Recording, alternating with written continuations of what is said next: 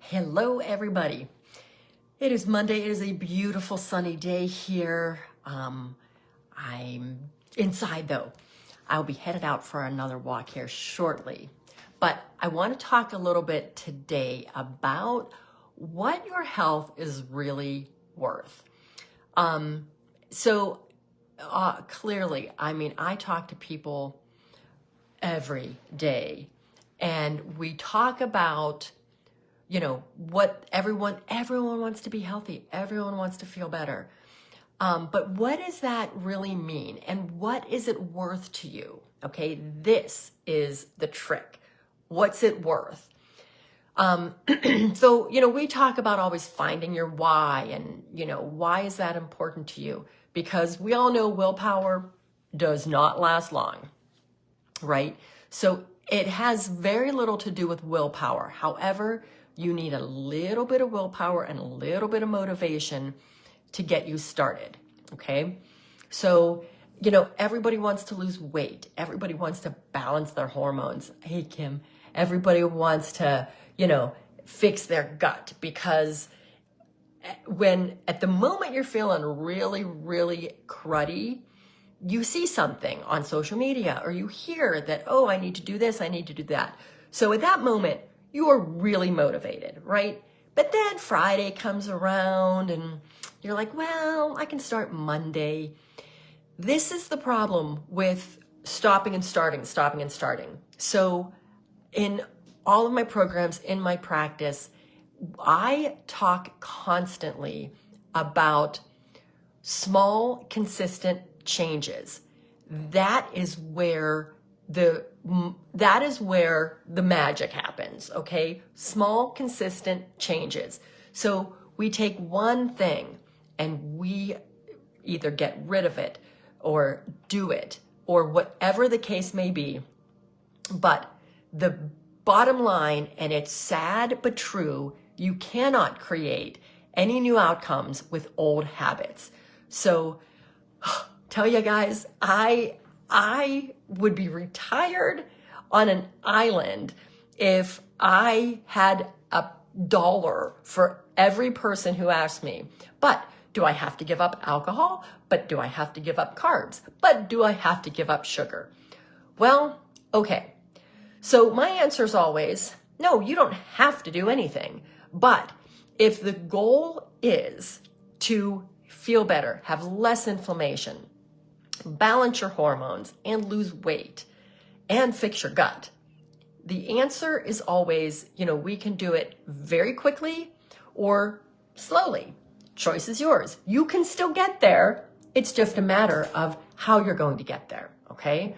So when you picture your healthiest self, like what does it look like?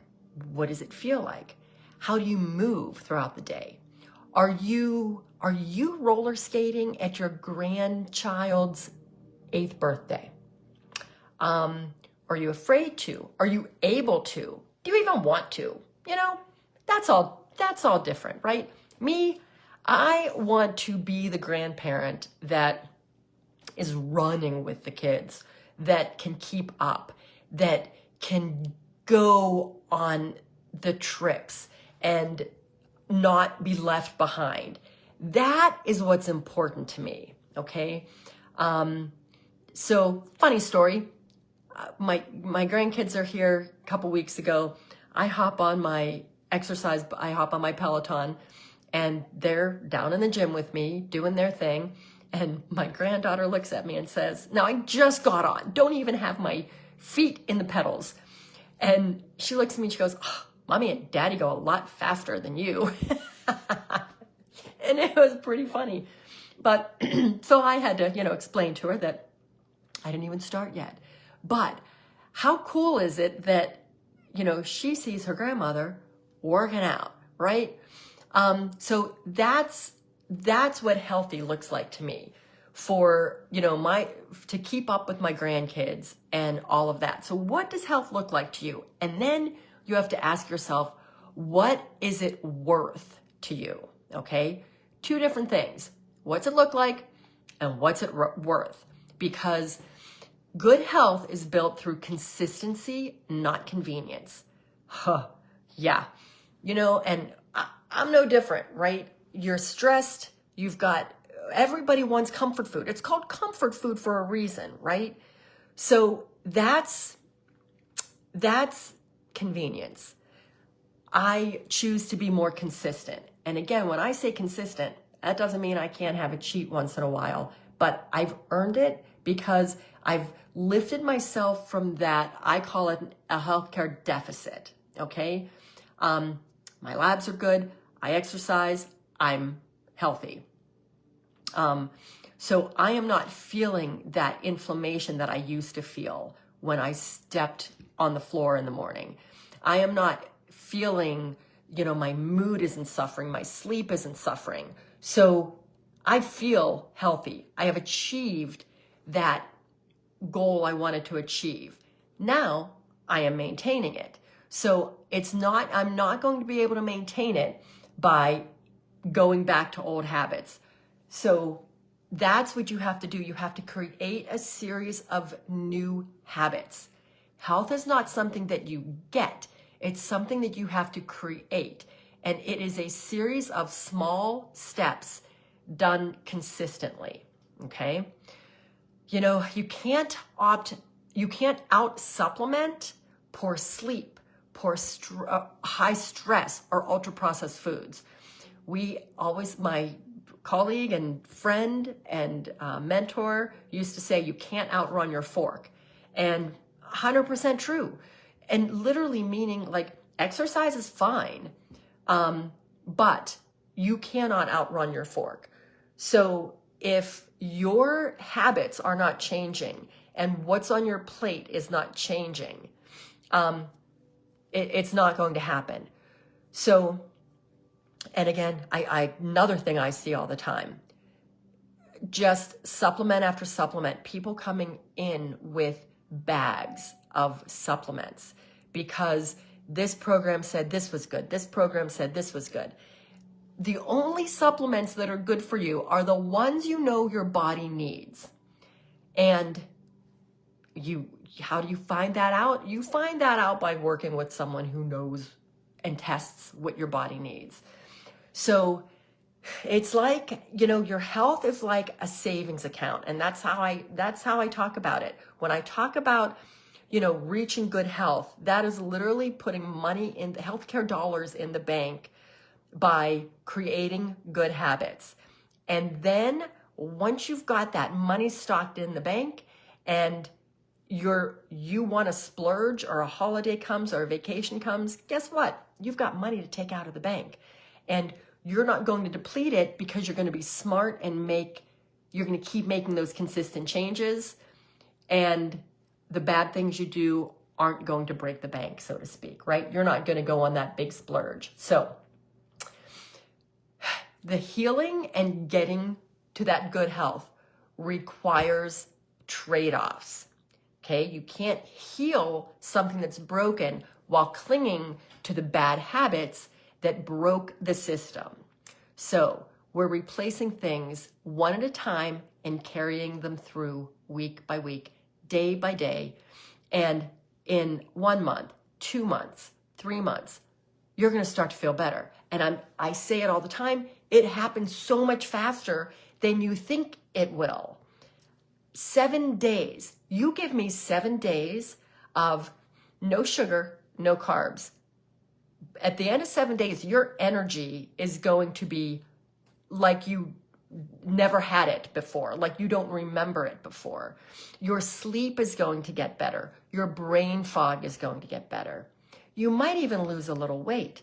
Then in 2 weeks, everything starts to get even better. You start to notice maybe your skin starting to clear up. Maybe that eczema that has been driving you crazy for years and you just couldn't get rid of. In 2, 3, 4 weeks, that's going to be gone. The resurgence of rashes isn't going to happen. Athlete's foot, that's going to get better. Guess what? That gas and bloating got better 2 weeks ago, if not earlier. So these small steps work wonders. And then the longer you can do this, the better you're going to feel. Those achy joints are going to be a memory. I tell you, I don't even remember. And the journey I went through was no different than anyone else's.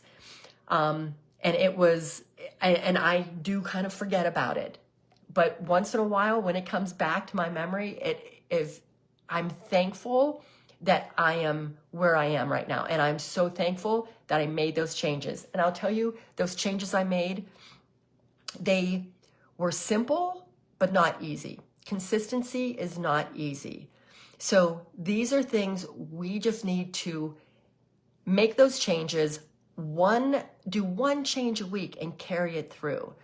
You can't balance blood sugar while you're skipping meals and snacking on sugar. And that's why skip meals cause those blood sugar roller coasters. You can't fix hormones if you're living on caffeine and 5 hours of sleep.